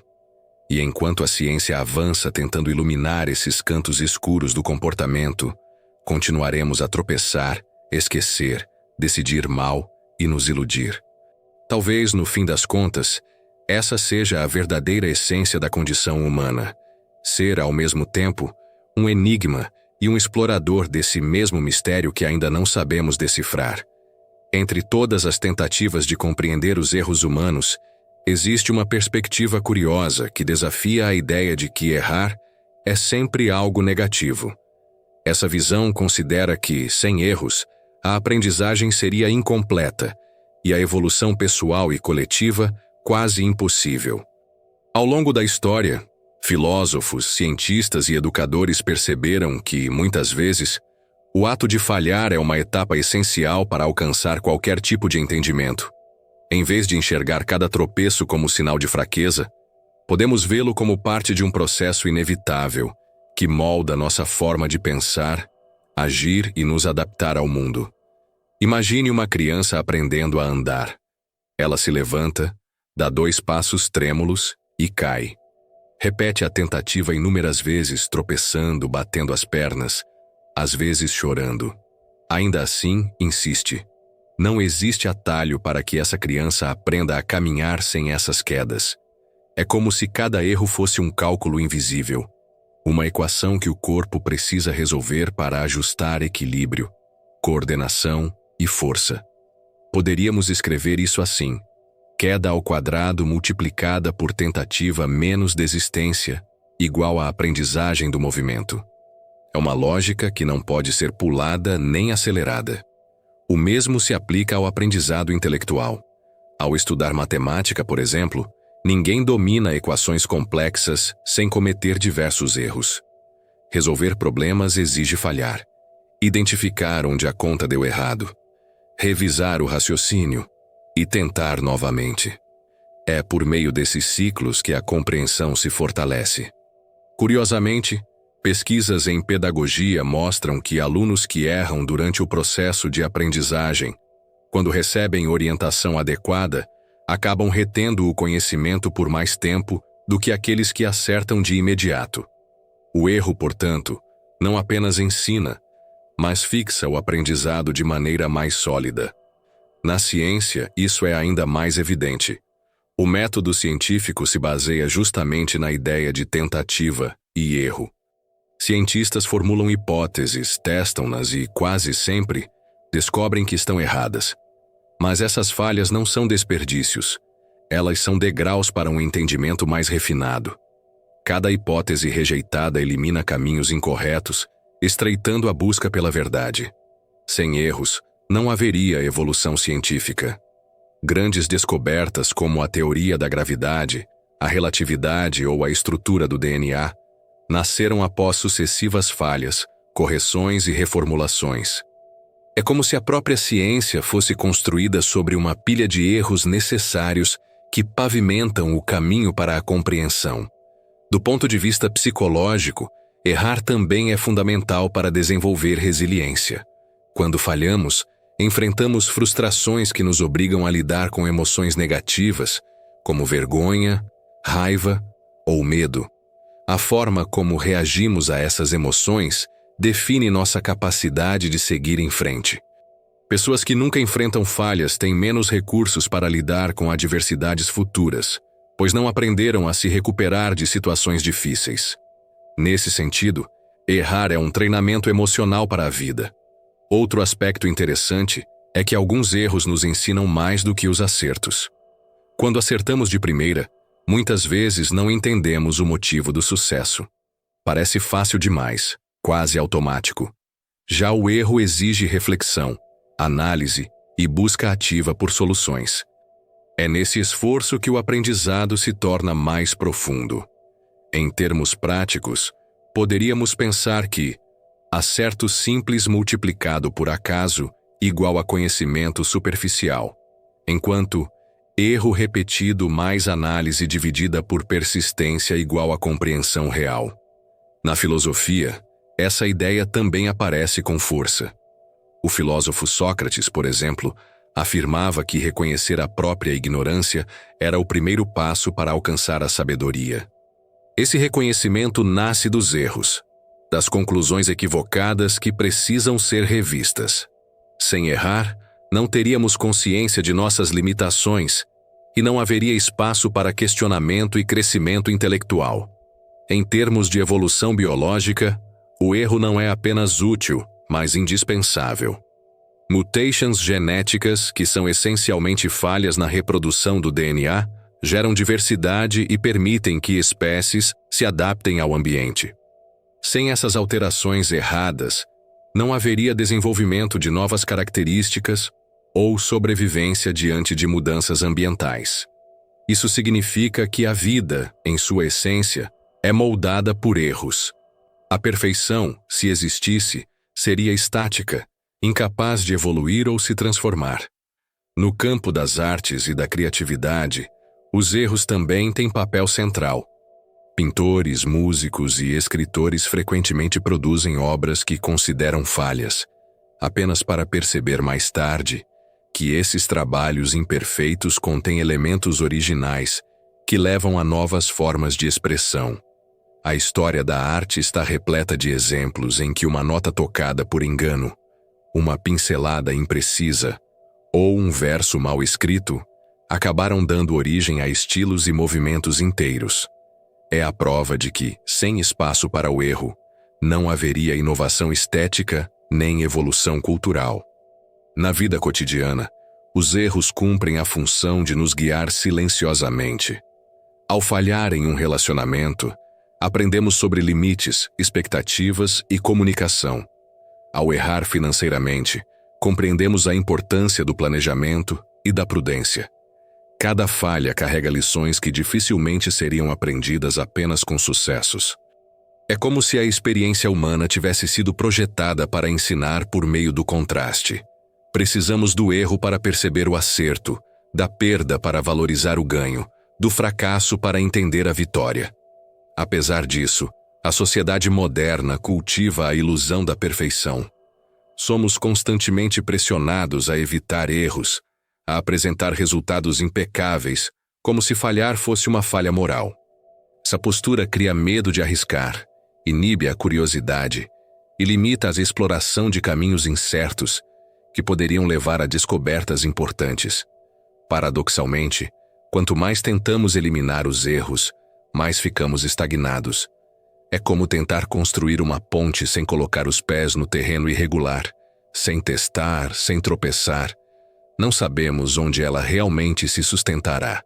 A ciência cognitiva também sugere que o cérebro aprende melhor quando recebe sinais claros de erro. Redes neurais, tanto biológicas quanto artificiais, ajustam seus padrões quando são confrontadas com falhas. Isso significa que errar é parte essencial do mecanismo de aprendizagem, não apenas um obstáculo.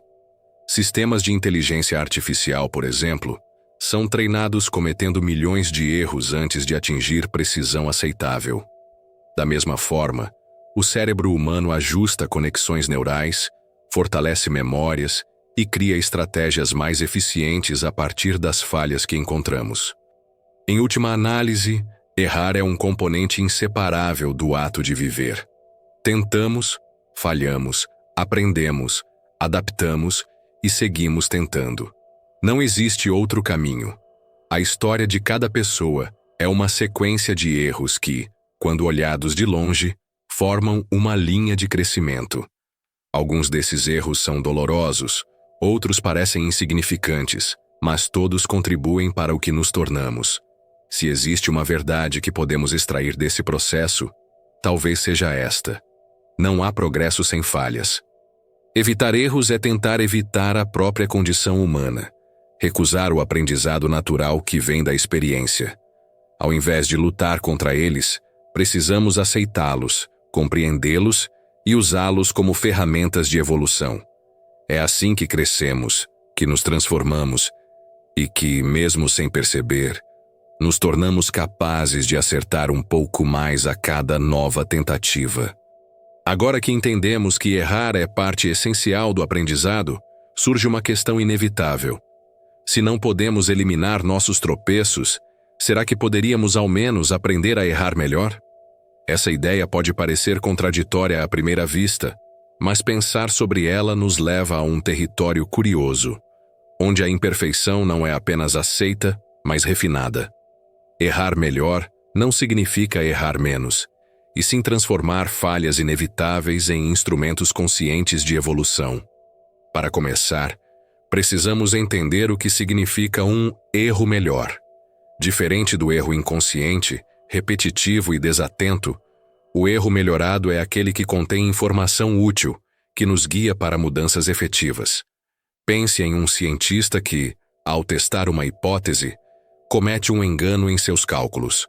Se ele não perceber o equívoco, repetirá a experiência inúmeras vezes sem progresso.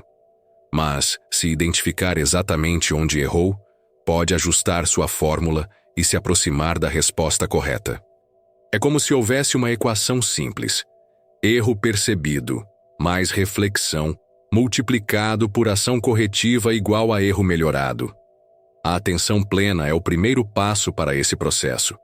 Vivemos distraídos, muitas vezes no piloto automático, e grande parte dos erros acontece sem que sequer nos demos conta. Quantas vezes derrubamos um objeto, esquecemos um compromisso ou reagimos de forma inadequada sem parar para analisar por que isso ocorreu?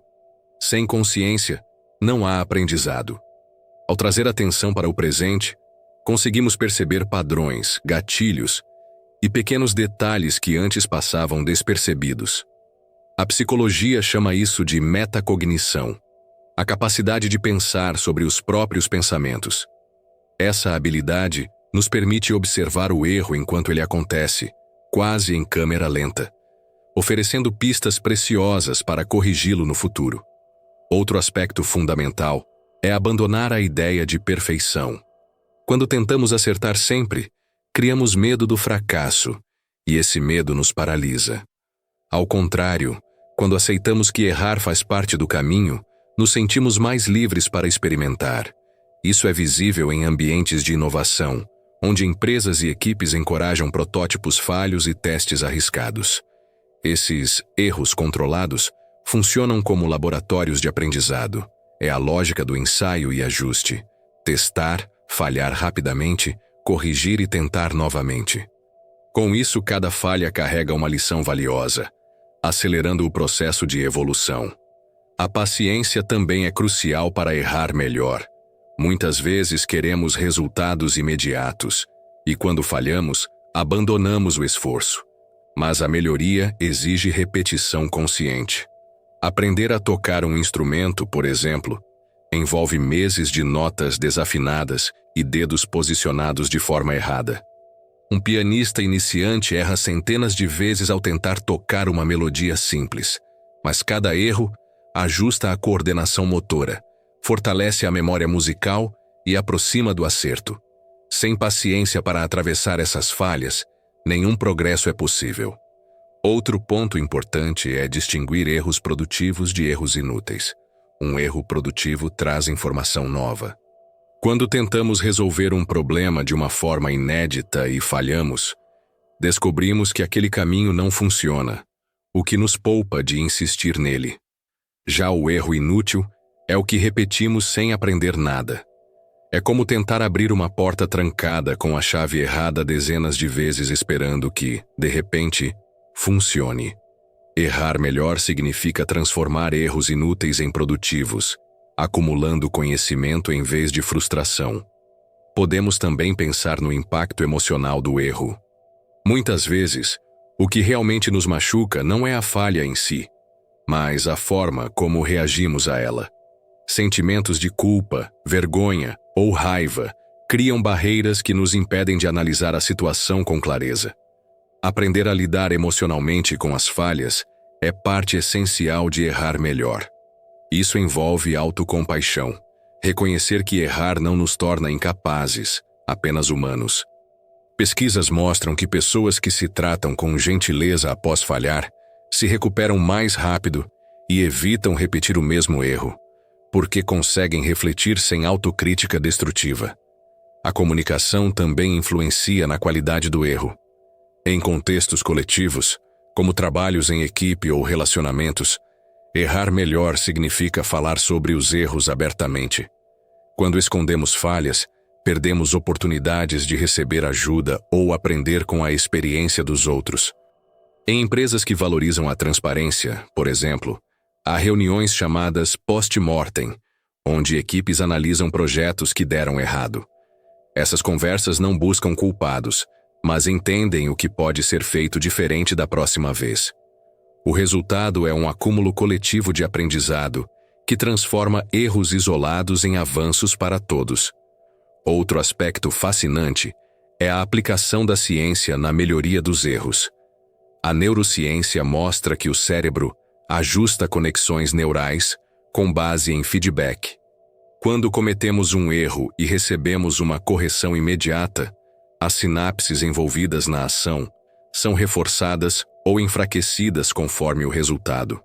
Esse processo, chamado de plasticidade neural, é a base do aprendizado. Significa que o cérebro foi projetado para errar e se ajustar. Quanto mais rapidamente reconhecemos e corrigimos uma falha, mais eficiente se torna essa reprogramação neural.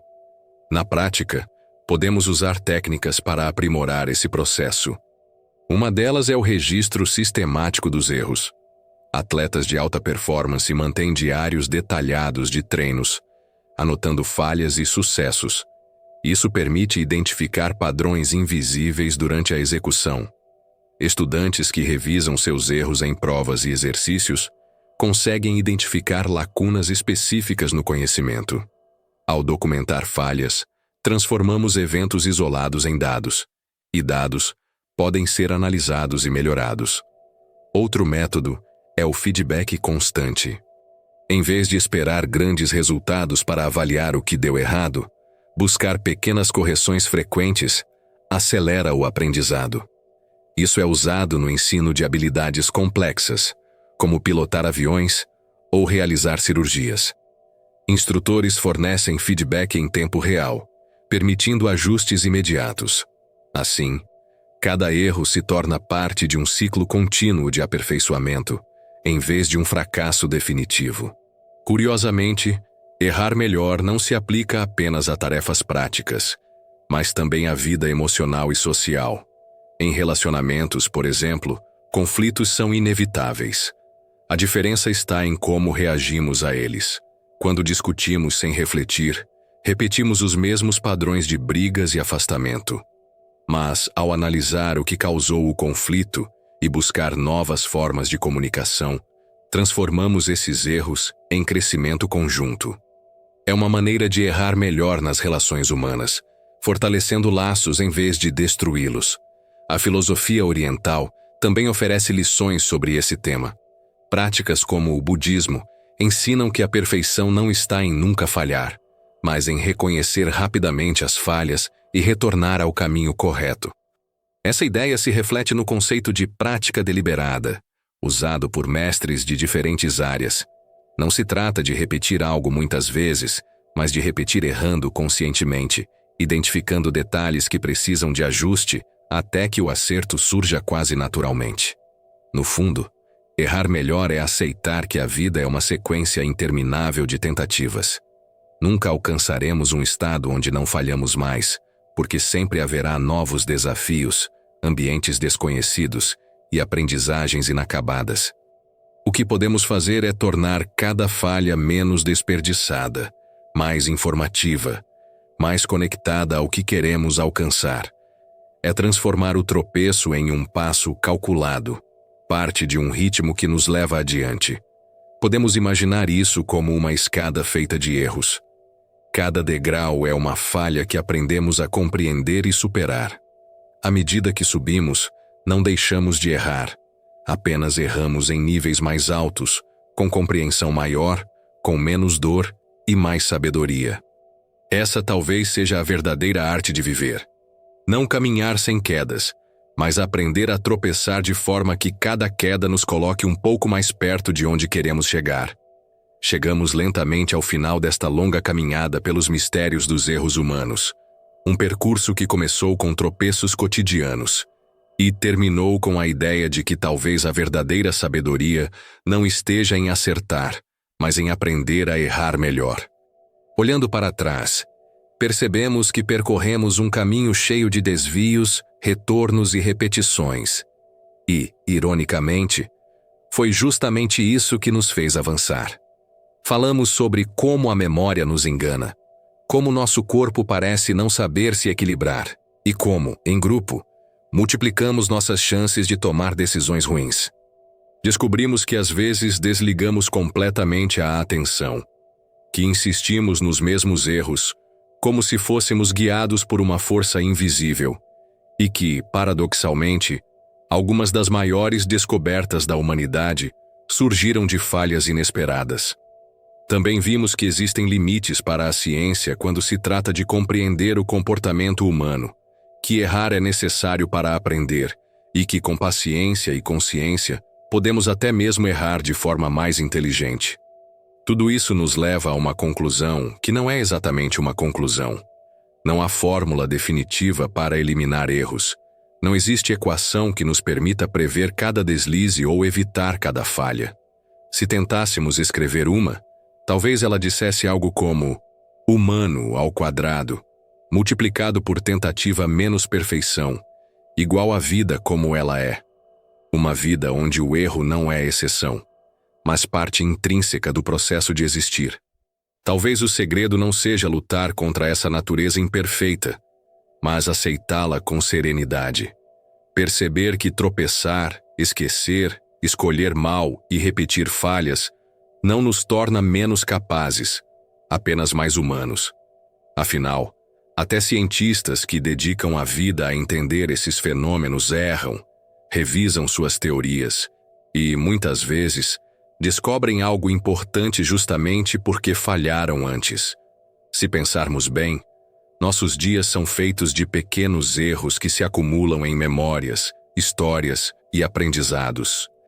Derrubamos um copo de café. Esquecemos o que íamos dizer. Escolhemos um caminho mais longo para voltar para casa. Nada disso impede que sigamos vivendo. Pelo contrário, são essas imperfeições que tornam a vida imprevisível, engraçada e às vezes até mais interessante. Então, ao deitar esta noite, talvez seja reconfortante lembrar que não existe um jeito certo de passar pela vida sem falhar. Que cada erro, por menor ou maior que pareça, faz parte de um fluxo contínuo de tentativas que nos empurram para a frente, mesmo quando parecem nos arrastar para trás.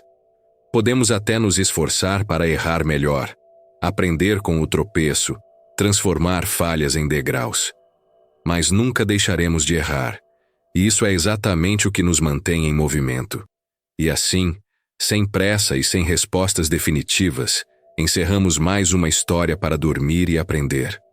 Se ainda estiver acordado, talvez perceba que, mesmo neste exato momento, está praticando a arte de não ser perfeito. Talvez amanhã cometa os mesmos erros de hoje ou descubra novos tropeços para colecionar. Mas tudo bem. Afinal, talvez a vida não seja sobre acertar tudo, mas sobre seguir tropeçando de um jeito que, mesmo sem perceber, nos leva cada vez mais longe.